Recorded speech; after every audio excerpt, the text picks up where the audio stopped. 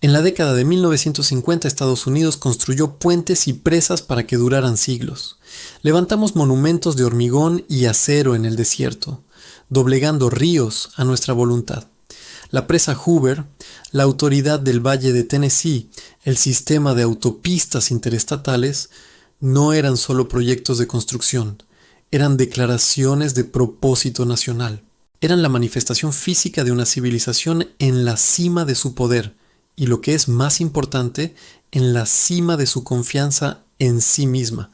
Éramos una nación que construía cosas, invertíamos en nosotros mismos, creíamos en el futuro porque lo estábamos construyendo activamente. Hoy esos puentes se están desmoronando, esas presas están fallando. La red eléctrica parpadea al borde del colapso cada verano. Nuestras ciudades están ahogadas por tuberías de agua centenarias que estallan a diario. Y nuestras autopistas son un mosaico discordante de baches y abandono. Esto no es un simple deterioro, no es el resultado inevitable del tiempo y el clima. Esto es una elección. Esta es la cuarta etapa de un patrón de 5 etapas de colapso imperial que se ha repetido a lo largo de la historia con precisión matemática. El abandono deliberado de la patria. Déjame mostrarte cómo sucedió en Roma, el mayor imperio del mundo antiguo, y luego te mostraré por qué está sucediendo aquí, ahora mismo, y por qué es la señal más innegable de que el imperio estadounidense está vaciado por dentro. Para entender dónde estamos, primero debes entender el patrón. Todo gran imperio sigue la misma trayectoria. Es un ciclo de vida y hay 5 etapas. Etapa 1. Expansión productiva. Esta es la era fundacional. El imperio se levanta invirtiendo su energía y capital hacia adentro. Construye la infraestructura fundamental que hace posible su poder. Es un periodo de construcción nacional en casa. Etapa 2. Financiarización y extracción. El enfoque de la élite cambia de producir cosas reales a la ingeniería financiera. El objetivo ya no es crear nueva riqueza, sino extraer la riqueza existente de la población a través de complejos esquemas financieros, deuda y monopolización. Etapa 3. Sobreextensión militar. El imperio, ahora rico y arrogante, extiende su poder militar por todo el globo. Libra guerras interminables y costosas en sus fronteras, drenando el tesoro nacional y desviando recursos que deberían haberse utilizado para la inversión doméstica. Etapa 4. Abandono deliberado de la patria. El núcleo del imperio ahora se deja pudrir. La infraestructura que creó su grandeza ya no se ve como un activo vital que debe mantenerse, sino como un gasto que debe recortarse. La riqueza de la nación es desviada por los militares, por la élite financiera y por una clase política que ya no sirve al pueblo. Etapa 5. Colapso sistémico. El sistema frágil y abandonado ya no puede soportar un shock, una crisis, una invasión, una depresión económica, un desastre natural. Golpea al imperio vaciado y éste se hace añicos. Este es el patrón. Es tan antiguo como la historia. Y para verlo desarrollarse con una claridad perfecta y trágica, debemos volver a Roma. En la etapa 1, Roma construyó el mundo. Durante 500 años, los romanos fueron los mayores ingenieros civiles de la historia. Su lema podría haber sido construir para durar. Construyeron más de 80.000 kilómetros de calzadas pavimentadas, tan expertamente diseñadas que algunas todavía se usan hoy. El dicho "todos los caminos llevan a Roma" no era una metáfora, era una realidad física, un sistema circulatorio de piedra y grava que mantenía unido un vasto imperio. Construyeron los acueductos, 11 de ellos sirviendo solo a la ciudad de Roma, que llevaban agua fresca para 1 millón de personas, permitiendo un nivel de salud pública y saneamiento que no se volvió a ver en 1000 años. Construyeron puentes, alcantarillas, puertos y edificios públicos a una escala inimaginable. Esta fue la base del poder romano. Invirtieron en su propia civilización. Luego vino la etapa 2, financiarización. La élite romana, la clase senatorial, descubrió que era mucho más rentable extraer riqueza que crearla. Usaron su poder político para comprar vastas extensiones de tierra a pequeños agricultores ciudadanos, creando enormes plantaciones impulsadas por esclavos llamadas latifundios. La columna vertebral productiva de la República, el agricultor independiente, fue destruida y reemplazada por un sistema agrícola extractivo que enriqueció a unos pocos. Inventaron esquemas complejos como la recaudación de impuestos por contrato, donde corporaciones privadas pujaban por el derecho a recaudar impuestos en una provincia y luego desangraban a la población para maximizar sus ganancias. El enfoque de la economía romana pasó de la granja y el taller al libro de contabilidad y al usurero. Esto trajo una inmensa riqueza a la élite, que utilizaron para financiar la etapa 3, sobreextensión militar. Las legiones romanas, que alguna vez fueron una milicia ciudadana que defendía la patria, se convirtieron en un ejército profesional permanente estacionado en fronteras a miles de kilómetros de distancia. El imperio estaba en un estado de guerra perpetua, en Germania, en Dacia, en Mesopotamia, en Britania. El coste era astronómico. En su apogeo, el ejército romano consumía más del 50% del presupuesto estatal. Para pagar estas guerras interminables, los emperadores comenzaron a devaluar la moneda. Mezclaron en secreto plomo y cobre en el denario de plata. Era la versión del mundo antiguo de la flexibilización cuantitativa. Estaban imprimiendo dinero para financiar guerras y al hacerlo estaban destruyendo los ahorros de su propio pueblo. Este proceso nos lleva directamente al paralelismo estadounidense. La etapa 1 de Estados Unidos fue el periodo de expansión productiva más explosivo de la historia humana, desde el ferrocarril transcontinental que conquistó un continente hasta los proyectos del New Deal de la década de 1930 que electrificaron el sur rural y represaron el poderoso río Colorado, pasando por el sistema de autopistas interestatales del presidente Eisenhower. En la década de 1950, Estados Unidos construyó la infraestructura de una superpotencia. Invertimos en nosotros mismos. Construimos fábricas, centrales eléctricas, universidades y laboratorios. Creamos la clase media más próspera y poderosa que el mundo jamás había visto. Luego, al igual que Roma, entramos en la etapa 2, financiarización. A partir de la década de 1970, la economía estadounidense comenzó un cambio profundo. Las fábricas que habían ganado la Segunda Guerra Mundial comenzaron a cerrar, su producción deslocalizada a lugares más baratos. La economía ya no se trataba de hacer cosas, se trataba de mover dinero. Wall Street, que alguna vez fue un sirviente de Main Street, se convirtió en su amo. El enfoque del genio estadounidense pasó de la ingeniería y la manufactura a las compras apalancadas, los derivados y los bonos basura. En 1960, el sector financiero representaba el 14% de las ganancias corporativas. Para 2010 era más del 30%. Ya no invertíamos en nuevas fábricas en Ohio. Estábamos creando algoritmos para negociar valores en Nueva York. La riqueza se estaba extrayendo de la economía real y se canalizaba hacia un casino financiero. Y con esa vasta riqueza financiera financiamos nuestra propia etapa 3, sobreextensión militar. Después de la caída de la Unión Soviética, Estados Unidos se convirtió en la única superpotencia del mundo, el policía global. Construimos una red de más de 750 bases militares en 80 países. Nos involucramos en las guerras eternas en Afganistán e Irak, gastando más de 8 billones de dólares y sacrificando miles de vidas estadounidenses. El presupuesto anual de defensa se disparó por encima de los 800.000 millones de dólares, más que los siguientes 10 países combinados. Cada dólar gastado en construir una escuela en Afganistán era un dólar que no se gastaba en arreglar una escuela en Detroit. Cada billón de dólares gastado en una nueva generación de cazas furtivos era un billón de dólares que no se gastaba en una nueva generación de trenes de alta velocidad. La elección se hizo, década tras década, proyectar poder en el extranjero y dejar que la patria pagara el precio. Lo que nos lleva a hoy, la etapa final y fatal antes del fin, la etapa de la podredumbre. Hemos seguido el patrón imperial.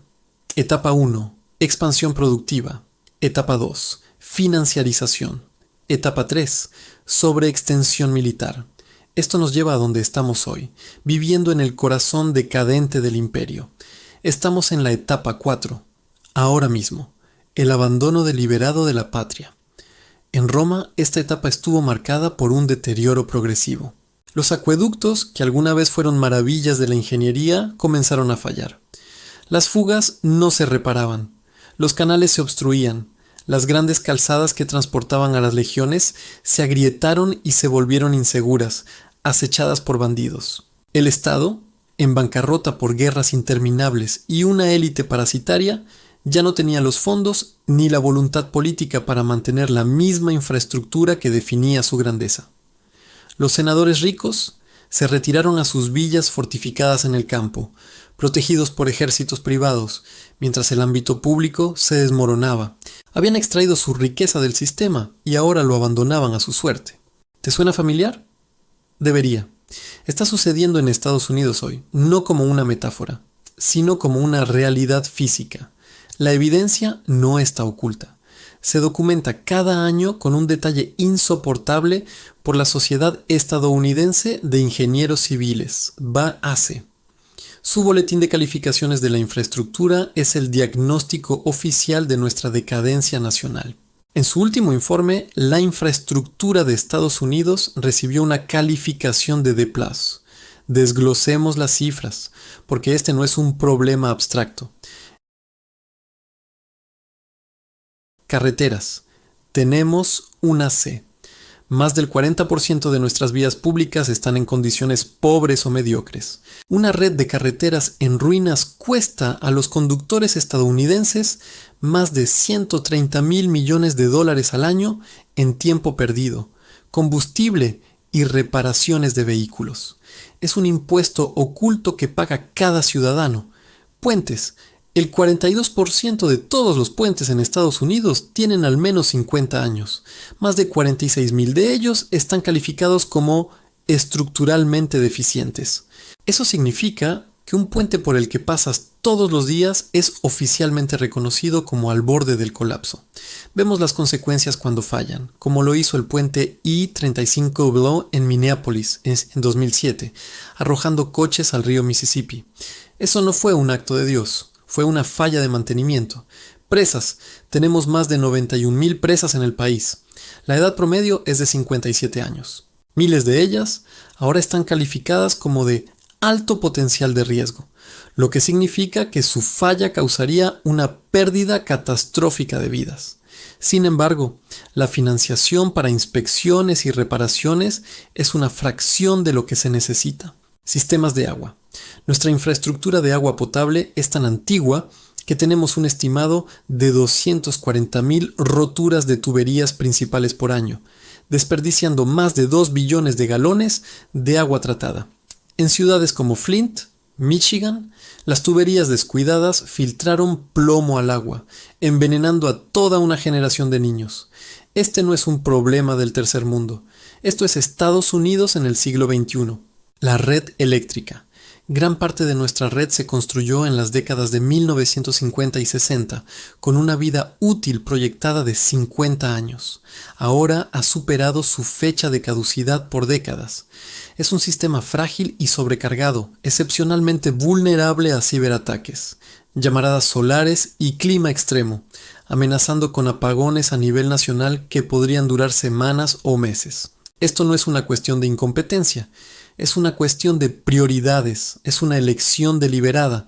El dinero para arreglar esto existe. Somos la nación más rica en la historia del mundo, pero esa riqueza no se está utilizando para mantener la patria.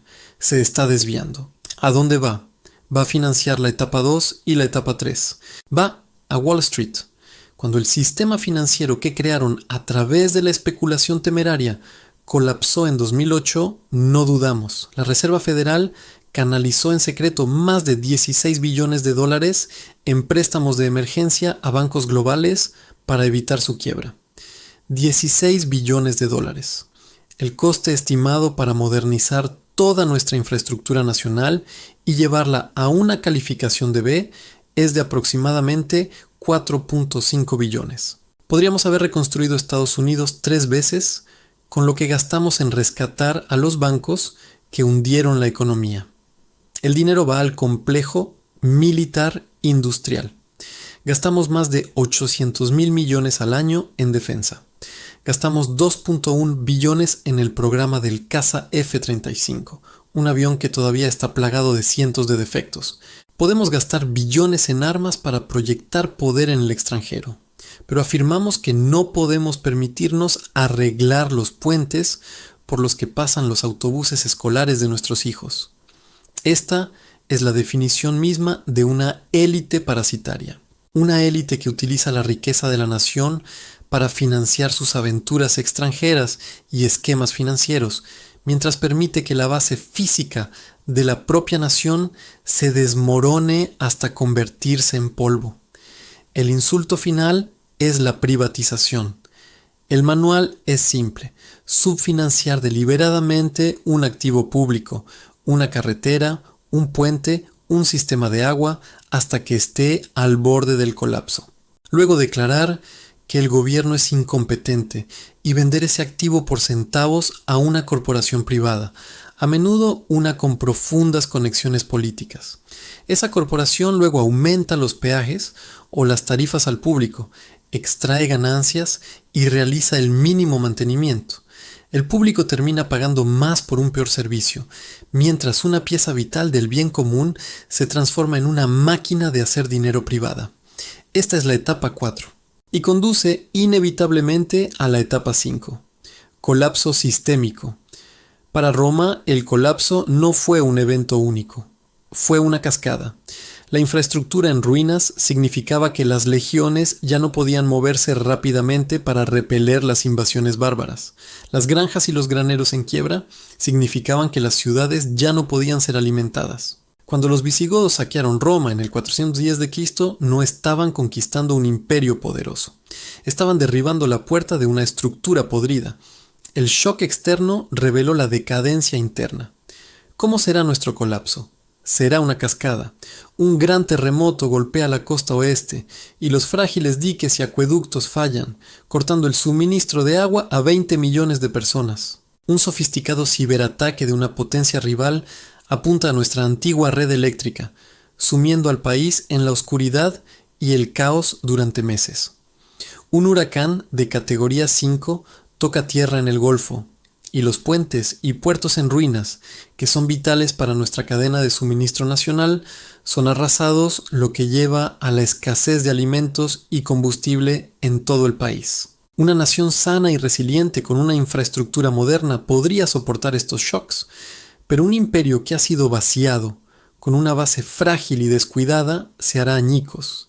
Este es el patrón, este es el plano histórico: expansión productiva, financiarización, sobreextensión militar, abandono deliberado de la patria y finalmente colapso. Roma lo siguió, el Imperio español lo siguió, el Imperio británico lo siguió. Y Estados Unidos lo está siguiendo hoy con una precisión aterradora. Esto no es una predicción de un futuro lejano. Mira a tu alrededor. Puedes ver la decadencia en las carreteras por las que conduces, el agua que bebes, los puentes que cruzas. Estás viviendo dentro de la etapa 4. La única pregunta que queda es cuánto tiempo falta para que comience la etapa final. La historia tiene las respuestas, no están ocultas. Están escritas en el óxido y las ruinas de cada imperio que nos precedió. Te mostraré dónde buscar. Matt.